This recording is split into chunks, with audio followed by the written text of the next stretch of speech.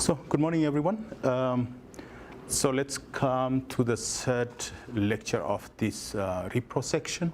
So in the last two sections, I have tried to go through the different aspects of gametogenesis, sex determination at chromosomal level, at gonadal level, and at phenotypic level, or what you call secondary sexual differentiation or sex determination. Today, we will try to see some abnormalities when chromosomal sex determination go wrong, and some of the very central part of the hypothalamus pituitary gonadal axis during in male and female reproduction. So the first phenomena of chromosomal sex determination go wrong, then there are several abnormalities which can happen. This is just an example just to show you how sex determination can result to several abnormalities. But you don't need to worry about the different types of abnormalities, just for you to show how these abnormalities looks like. So the first one is the hypogonadism.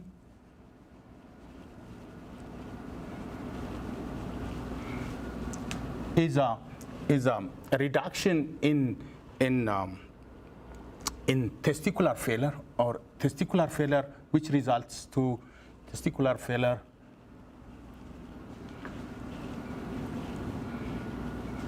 results in reduced testosterone production. So this testicular failure is a primary type of hypogonadism. And the other one is when there is a failure to supply the testicle with gonadotropins.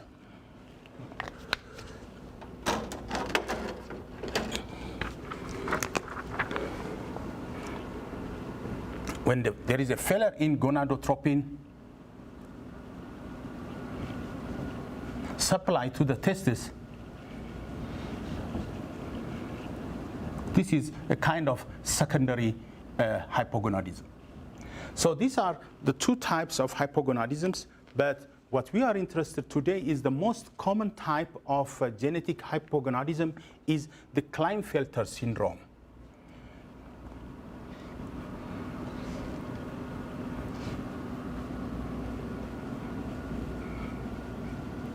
So the Klinefelter syndrome is a syndrome which is occurring in 1 to 1,000 male fetuses or births with an extra X chromosome in their genetics. That means they have a chromosomal sex of XXY. This is mainly happen by the failure during the process of meiosis during gametogenesis, that there will be a failure in the separation of the two of the chromosomes XX. So that will result in the males with the XX genotype, they appear normal. And these fetuses, these fetuses develop normal until puberty. But later on, after puberty, there will be a low, the testes remain small and poorly developed because of the low production of testosterone and decreased sperm production. So with the decrease in growth of the testis, there is a decrease in sperm production and also the decrease in testosterone. So the Klinefelter syndrome individuals show different types of phenotypes. So you don't need to worry about the different types of phenotypes, but they have a very reduced facial and body hair coverage.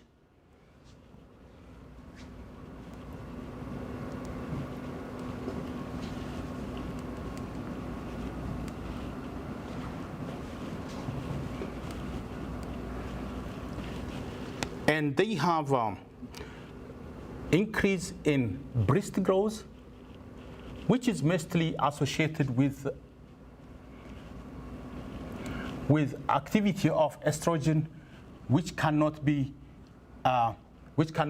inhibited by the low level of, cannot be inhibited due to the low level of testosterone. So the estrogen will be activated, and there will be a growth of breast in the such kind of males. And there will be low to no sperm production. And they have a very high activity of LH and FSH because of the loss of negative feedback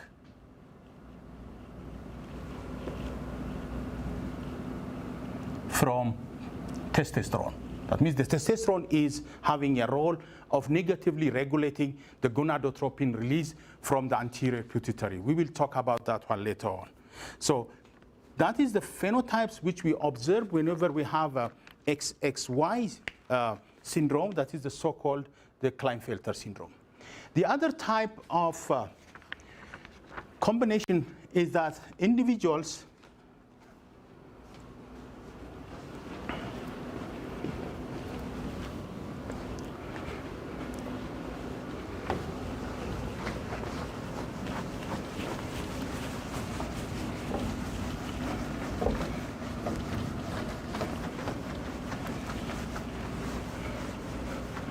we have individuals with XX genotype, but with male phenotypes. XX genotype, but phenotypically male. This is mostly happen when there is a translocation of the SRY gene from the Y chromosomes on the X chromosome. We have seen in the last two classes how crossing over happens between the homologous chromosomes in the genome. So the frequent type of crossing over happens between the X and Y chromosomes without the involvement of the SRY gene. The SRY gene remains normally in the Y chromosome. Normally, a rare type of crossing over happens where the SRY gene will be translocated into the non-sister chromatid in the X chromosome, so that we will have X chromosome having the SRY gene. Because of this SRY gene, there will be various types of male phenotypical development, which result in, for example, kind of development or kind of masculinization of the external genitalia can happen. So that means the translocation of SRY gene on the X chromosome can lead to the development of masculinized external genitalia. There is also some reasons for such kind of phenotypes because of the excessive production of androgen, especially testosterone, from the adrenal gland. So these are just to show you how when chromosomal sex differentiation is going wrong, then we have different types of abnormalities, which you don't need to worry about each type of abnormalities to keep in mind.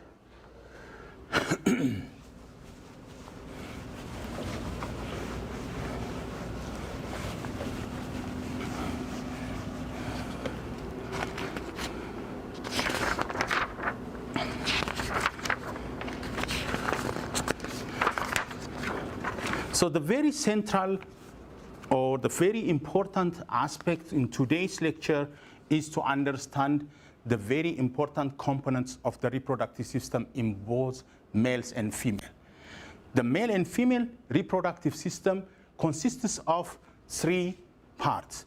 One is the hypothalamus in the brain.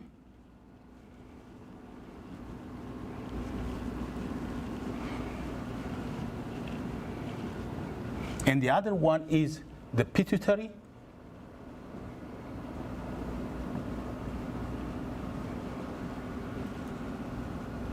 And the other one is the gonadal, the gonads.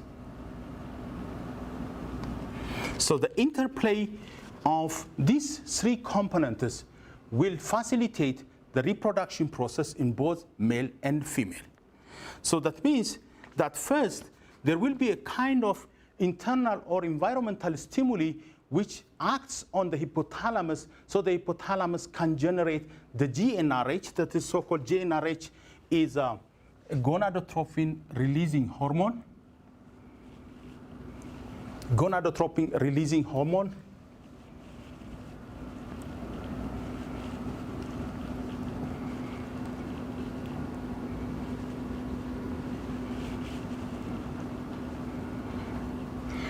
And the gonadotropin releasing hormone, which is secreted by the hypothalamus, pass through the hypophyseal blood vessels here and act on the cells, the neuronal cells in the anterior pituitary here. In the anterior pituitary, the gonadotropin releasing hormone initiates the release of gonadotropins. These gonadotropins are mainly LH and FSH. Normally, the names of these two hormones is derived from the female reproduction side, that LH stands for luteinizing hormone. Then FSH is the follicle stimulating hormone.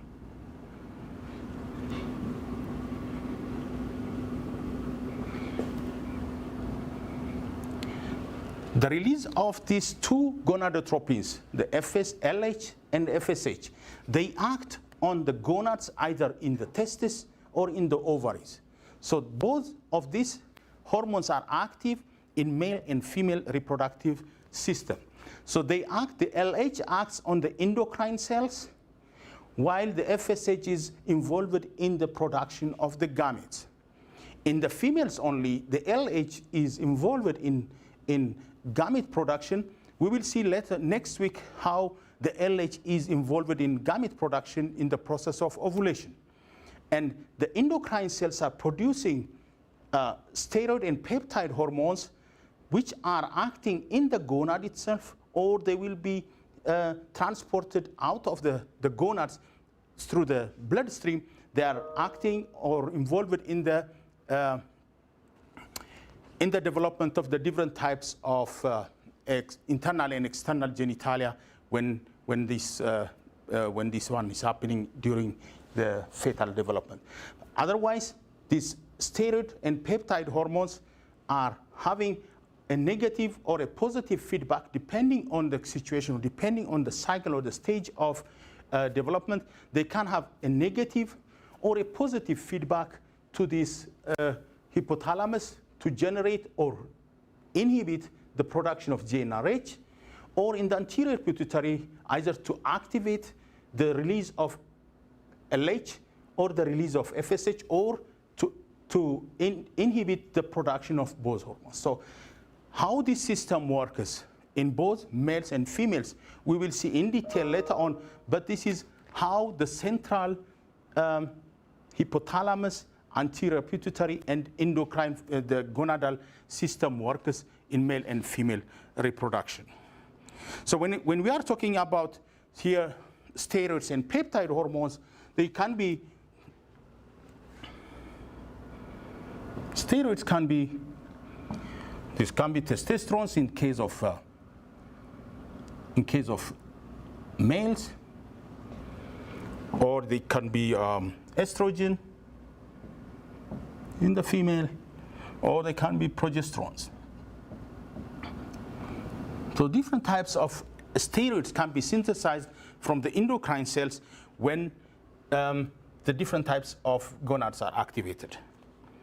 So generally speaking, the LH and FSH are involved in two types of processes. One is the maturation of the ova or sperm,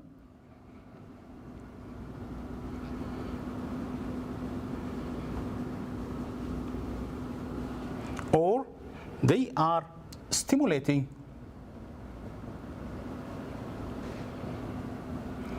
the production of steroids by endocrine cells in the gonads.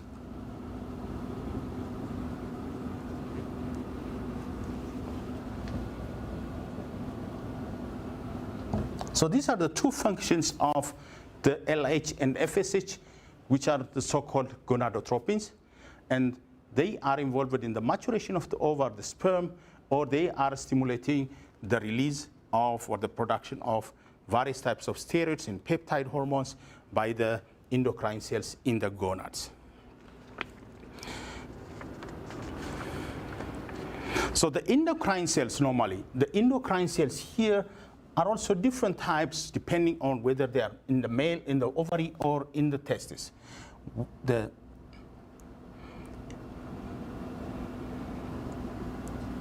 endocrine cells in the female, they can be theca cells. In the male, they are normally the Leydig cells, which are producing different types of hormones which are important for gonadal function and also for the reproduction system. So this cycle or this hypothalamus pituitary gonadal system is activated in different manner at different stages of the fetal, different stages of an individual. From fetal life to infancy, this hormonal axis is relatively active because it gives rise to the development of different internal and external genitalia. From infancy to puberty is a time point where the activity of this GnRH in gonadotropins and gonadal hormones are very low and reproductive function is relatively quiet.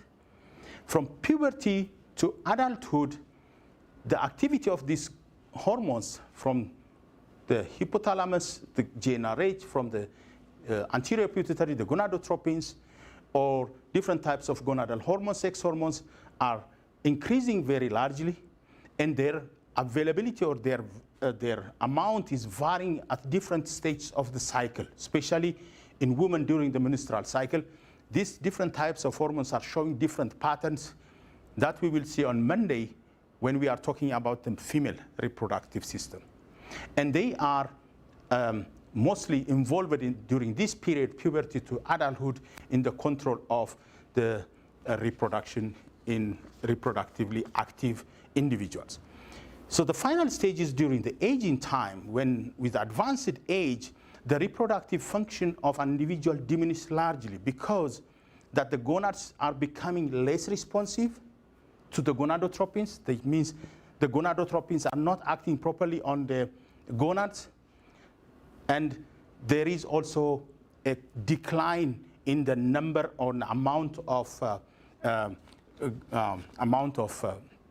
germ cells available for the production of germline. Especially with women with advanced age, the ovarian reserve of germ cells will reduce, so that after certain years of age, the woman is not able to produce any kind of ova in her life. So during the reproductive aging, so the reproductive functions are diminished because of the less responsiveness of the gonads to the gonadotropins, and also the diminishing or deterioration of the number of germ cells we have in the ovaries or testes.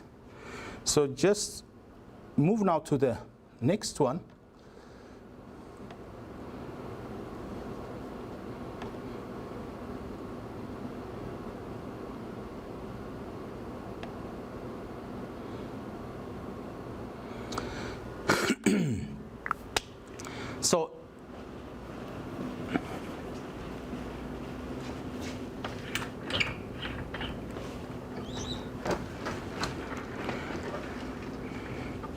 So when we move to the male reproduction part, now we are through with sex determination, and also the beginning with gametogenesis and some abnormalities with sex differentiation, and the hypothalamus, pituitary, and gonadal axis in reproduction. Now we come to the individual types of reproduction. That is the male reproduction, which we are going to talk today. We will see how the anatomical and structure and the function of different anatomies of the male reproduction looks like. We have seen already how gametogenesis is happening in the testes, but we will revise it because of some concepts here, and how the sperm, which is produced during the gametogenesis, looks like, what is its structure, what are the function of the different structures, and how this sperm production or male reproduction as a whole is hormonally regulated in the testes. So we are going to see those parts. When we look into that,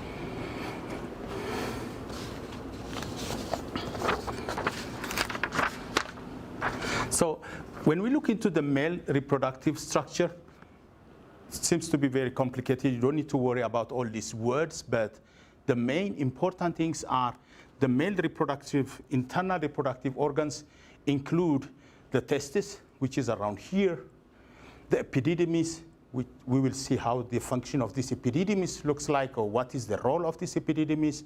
And the epididymis is giving rise to the vas deferens. This is a tube-like structure through which the sperm will be transported to the place where it will be mixed with the fluid here, and this is a seminal vesicle. So the vas deferens, the urethra, this is here, and the epididymis and the testis are the main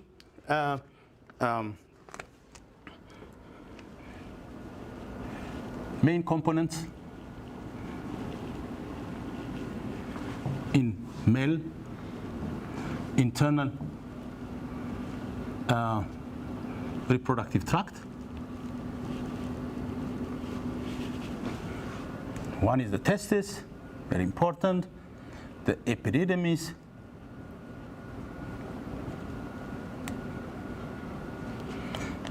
the vas deferens,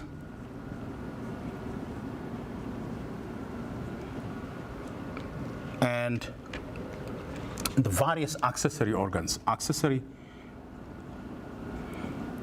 organs or ducts are the seminal vesicle,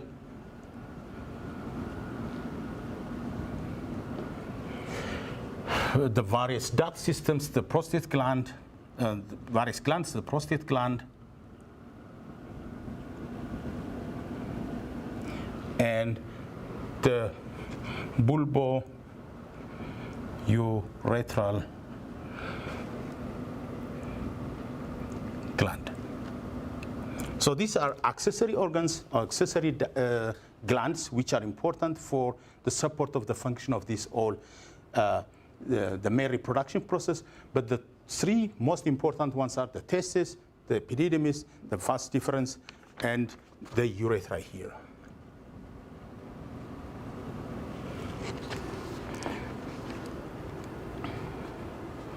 So under normal circumstances, before the 7th month of fetal development, the testis is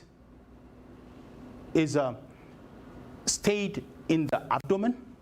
At the 7 months of the fetal development, the testis will descend from the abdomen and goes into the sac-like structure, which is divided into two testes, and it is called the scrotum. And this descent from the abdominal part of the body to outside of the body has one reason. One of the reasons is that the sperm production here in the testis requires relatively 2 degrees centigrade lower temperature, 2 degrees centigrade lower temperature than the central or the core temperature of the body. For that reason,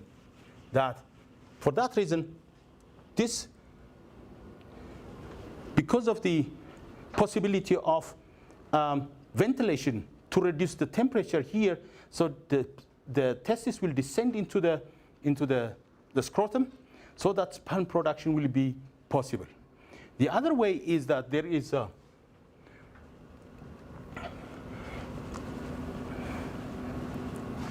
process to decrease the testis temperature by 2 degrees centigrade below the body temperature. That is very important. So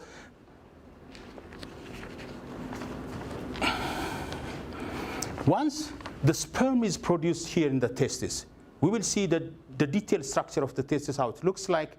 The sperm produced in the testis in seminiferous tubules will go through the epididymis. The epididymis has 2 different parts or 3 different parts: the head part, the mid part, or the tail part, which is connected to the vas deferens. So the sperm which is produced here goes through the epididymis, goes through the vas deferens, comes to the place of seminal vesicle. The seminal vesicle is the place where the fluid part of the semen, will be produced, and these two, the 2 ducts of the vas deferens is double because we have 2 testes in adult. So this will join here together in the prostate to give rise to the ejaculatory duct. When the ejaculatory duct leaves the prostate gland, the ejaculatory duct meets the urethra, which is coming from the bladder, through which the urine will be transported, and this join and form the urethra of the penis.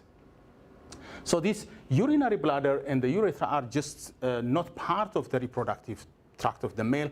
They are just indicated here as for the purpose of orientation, where the different types of the male reproductive tract are located in relation to urinary bladder, and also ureter is the one which is connected to the kidney to bring urine through here, and then this will be discharged here.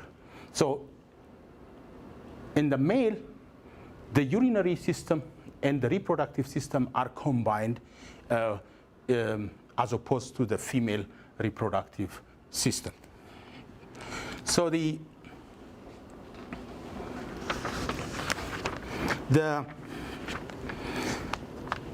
prostate gland, which one here, and the seminal vesicle are producing the majority of the fluid in the semen. That is, the fluid plus the sperm cells are called a semen, which is ejaculated during the sexual intercourse. So under normal circumstances, when the sperm is produced from the testis here, they are very condensed with minimal amount of fluid. So their movement is very passive through the contraction of the epithelial layers of this, the vas deferens in the epididymis. So the sperm movement from the testis to the sites of ejaculation is a passive process which is facilitated by the contraction of a smooth muscle in the male reproductive system. So the prostate gland and the seminal vesicle are producing the majority of the semen or the fluid part of the sperm or the semen, and this is about, they are contributing, the fluid part is contributing about 80% of the semen. Only 20% is consisting of the sperms. This fluid is providing different types of purposes. The one is it provides nutrition to the sperm.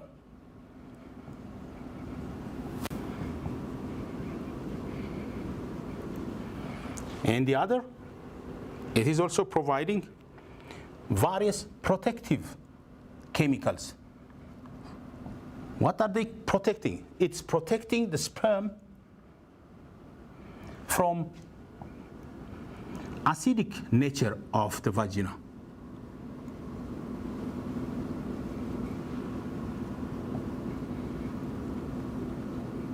Since the vagina has a relatively acidic in nature, so this fluid which is produced by the prostate gland, the seminal vesicle, protects or provide protection for the semen, for the sperm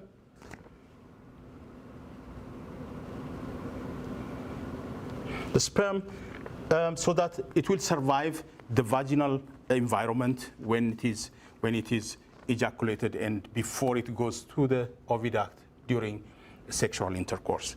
The other is that it has also chemicals which are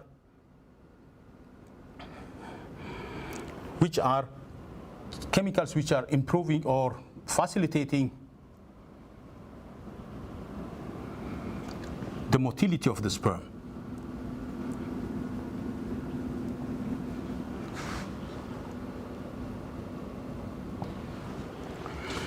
Under normal circumstances, when the sperm is produced here and they are in the epididymis, especially in the head part of the epididymis, they are relatively immotile. That means they are not motile. So their motility is achieved when they are moving from the head part of the epididymis to the tail and to the vas deferens. So whenever they join with the seminal with the semen or with the fluid part of the semen here in the seminal vesicle in the prostate, so they gained another initiation from these chemicals which are present in the seminal vesicle fluids to promote their motility.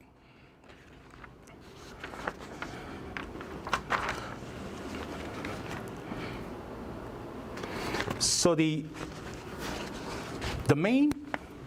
so a closer look at the testis will show us here some important structures in the testis.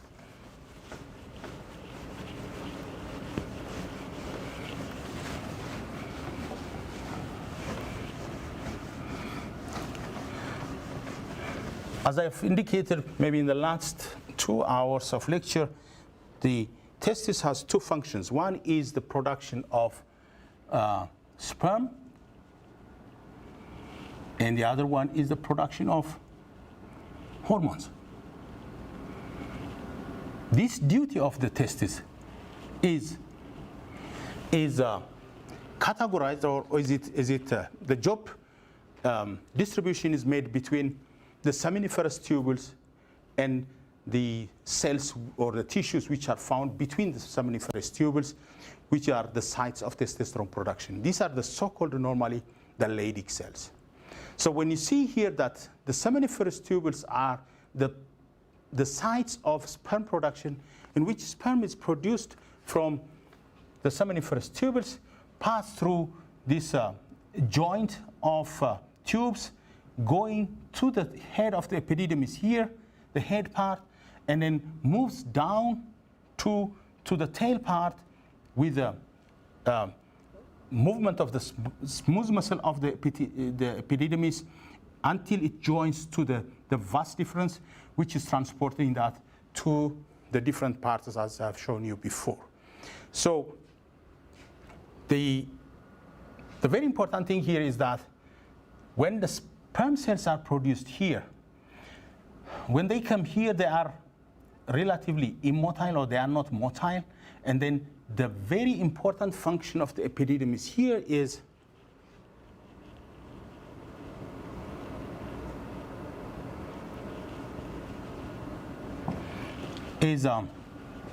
one is the maturation of sperm,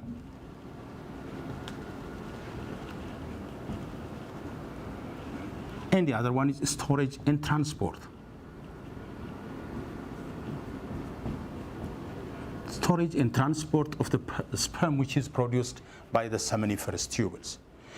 The Leydig cells which are found between the seminiferous tubules are responsible for testosterone production. And when you get, for example, sometimes in experimental animals or even in human, there is a possibility to get sperm cells from the epididymis part of the testis. Those sperms which are residing here around, which are coming directly from the seminiferous tubules, are not able to fertilize any eggs. So during the time of moving from the head of the epididymis to the tail of the epididymis, they gain motility and fertilizing ability. So those sperm cells which are found around here are able to fertilize an egg. So a closer look at the seminiferous tubules, that is a electron microscopy picture of the seminiferous tubules, shows that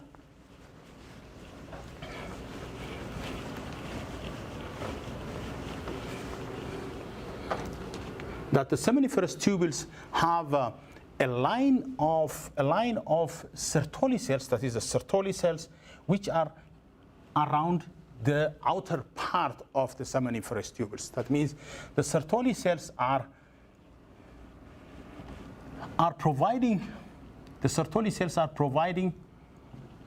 seminiferous tubules with the blood testis barrier.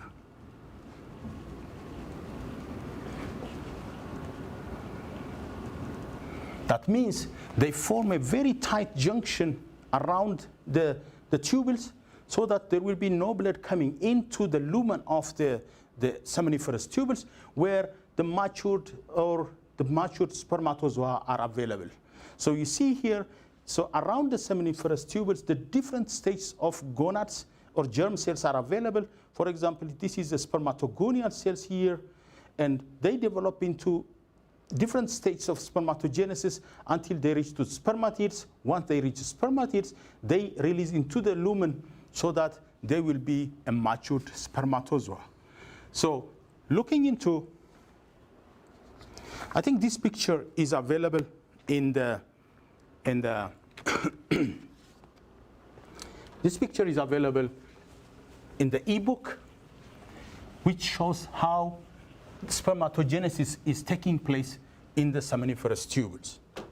So it shows that the seminiferous tubules is a kind of tube structure, that is the lumen, and this is where the Sertoli cells are available. So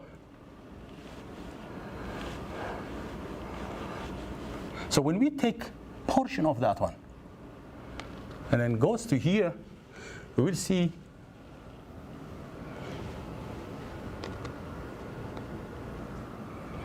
here this kind of structure.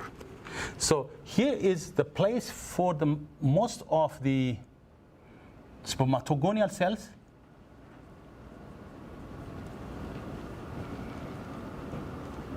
Spermatogonial cells, which are normally to N, and they divide into different stages: primary spermatocyte,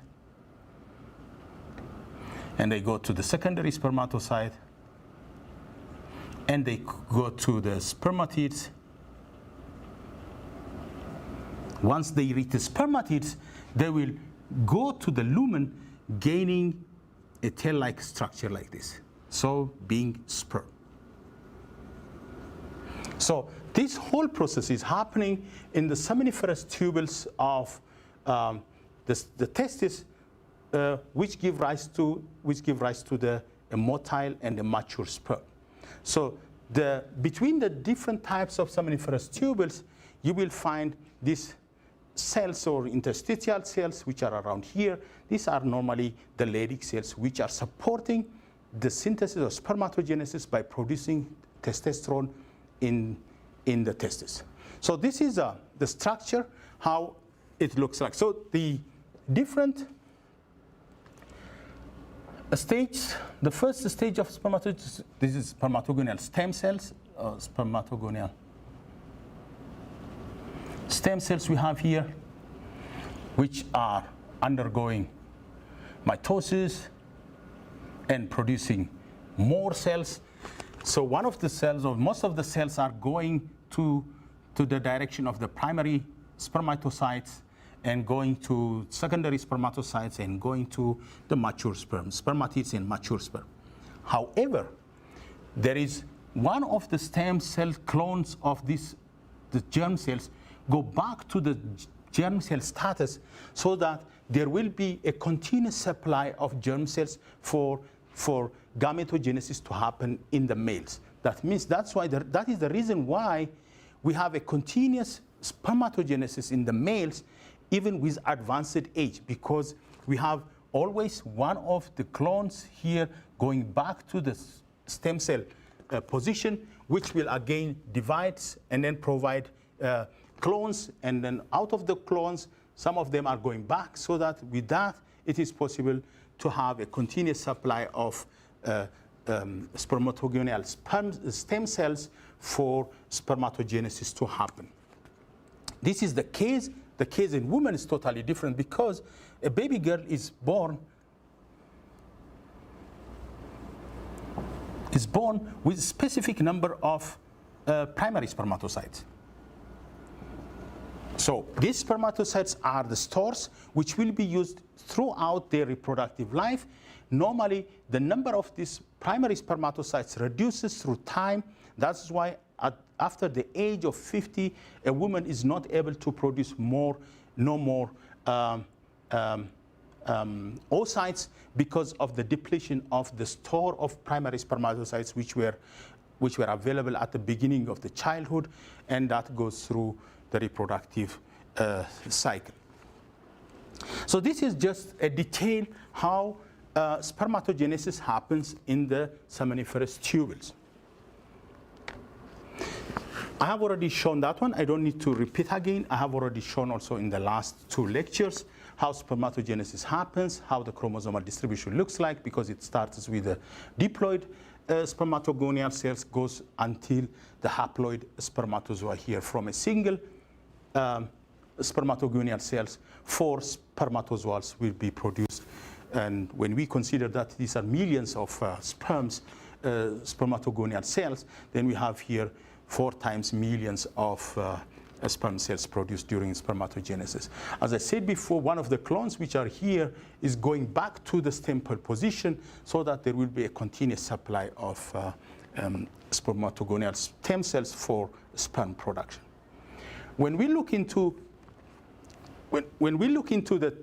the morphology of sperm, we see that the sperm is divided into 3 pieces. One is the head, which is here.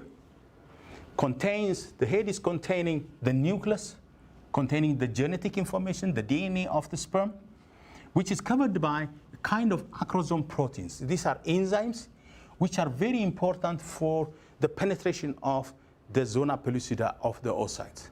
So the midpiece of the spermatozoa contains the mitochondria. This is the powerhouse of the cell and provides energy for any aspect what the sperm requires to have energy. That means for movement, they are providing energy. The tail part is kind of composed of microtubules. This is a kind of flexible structure which helps the sperm during the process of movement after ejaculation, for example, going from the vaginal, the storage part of the sperm to the uterus, and then back farther to the oviduct, where it meets with the oocyte. So this is the structure and the functional role of the very important thing is here is to keep in mind that the head of the sperm is the one which is having the genetic information, which is later on goes into the oocyte cytoplasm to fertilize the egg. The other parts are remaining outside, so they will not get into that. So the genetic information is contained in the nucleus, and the upper part, the acrosome part of the head is providing enzymes which are important for the process of penetration of the zona pellucida. So just to go through the very brief summary of the functions of the different types of steroidogenic cells, especially the Leydig cells here in the testis, they are found in the interstitials or in the tissues between the seminiferous tubules, and they are synthesizing and releasing testosterone. They are very important.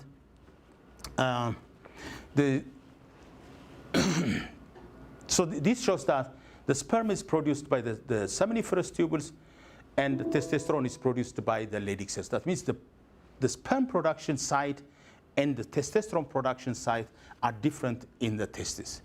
And the testosterone is also these Leydig cells are stimulated by the gonadotropin, especially the LH, to produce testosterone from what we have seen from hypothalamus, gonadal, hypothalamus, pituitary, gonadal axis.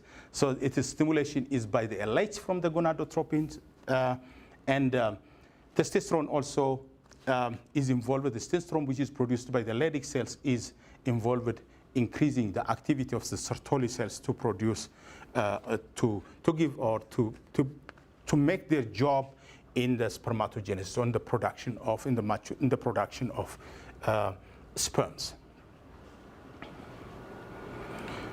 The Sertoli cells on the other side, they are the very important components of the seminiferous tubules. They form a very tight junction to provide a blood-testis barrier, very important. And they are supporting germ cells physically in their presence in the seminiferous tubules, also by providing nutrition. And they are also secreting some fluids into the lumen together with the sperm. And this lumen is containing androgen binding protein. They are also, like the Leydig cells, they are responding for testosterone, which is produced by the Leydig cells, and also FSH from the gonadotropin or from the anterior pituitary to produce hormones which are important to stimulate sperm proliferation and differentiation of the germ cells. They are also producing the protein hormone called inhibin, which is a negative feedback regulator of the brain, especially in the FSH. When the inhibin is released into the bloodstream, the FSH secretion will be reduced because the inhibin has a negative feedback on the brain FSH. They are involved in the phagocytosis of the defective sperm, which are produced here. And in fetal life, we have already seen that the Sertoli cells are producing anti-Mullerian hormone, which is involved in the degradation or in the degradation of the Mullerian duct, which give rise to the female reproductive tract. So how is this process, what we see so far, is supported? This is a very summary of the whole system, how the hypothalamus pituitary gonadal axis is involved in the process of testicular function. As we see here, that first start is the production of GnRH, gonadotropin releasing hormone from the hypothalamus. It goes through the portal vessels, act on the anterior pituitary, where it stimulates the secretion of FSH and LH. When the FSH and LH are very specific, the FSH is acting on the Sertoli cells, and the LH is acting on the Leydig cells. The Leydig cells are producing testosterone, which can have a role in the testis itself by activating the Sertoli cells to produce, to stimulate their involvement in the spermatogenesis, or the testosterone, which is produced by the Leydig cells, can go out of the gonads and involve in different types of reproductive processes, what is required for the testis. And the Sertoli cells are also activated by FSH, and they are producing the inhibin, and this inhibin have a negative feedback loop to the anterior pituitary to inhibit the formation of or the release of FSH only. And the testosterone have a negative feedback loop here on anterior pituitary only, on LH, and also have a negative feedback loop on the secretion of GnRH. So testosterone as a hormone is very important in the male because it is involved in the fetal life, it's involved in the maintenance of the Wolffian duct and accessory glands, which are important for the development of the internal reproductive tract of the male, the epididymis, the vas deferens, and all these are produced or maintained. All these are formed when the Wolffian duct is maintained through the action of testosterone. External genitalia and then secondary sex characteristics are also very important. dependent on the testosterone amount or the testosterone level, and it is involved in inhibition of the action of estrogen on breast growth. We have seen how the Klinefelter syndrome, men with Klinefelter syndrome have a lower testosterone level, lower testosterone level, which is not able to inhibit the action of estrogen, so that the young man with the Klinefelter syndrome are having a breast growth. They are involved in the initiation and maintenance of spermatogenesis. They stimulate protein metabolism, muscle growth. That's why you see sometimes that some bodybuilders are using testosterone as a kind of hormonal intake. So it affects the central nervous system. It also induces sexual drive, enhances aggressiveness, aggressive behavior, and can be converted to, as we have seen the last 2 days, that can be converted to dihydrotestosterone being catalyzed by the 5-alpha reductase in the prostate, testis, scrotum, so that this dihydrotestosterone can be utilized in these types of reproductive organs in the testis. In the meantime, they can be also converted to estradiol in the brain by the action of the enzyme called aromatase. So the final, just to show you here, very, very, very fast, because we have already seen that one.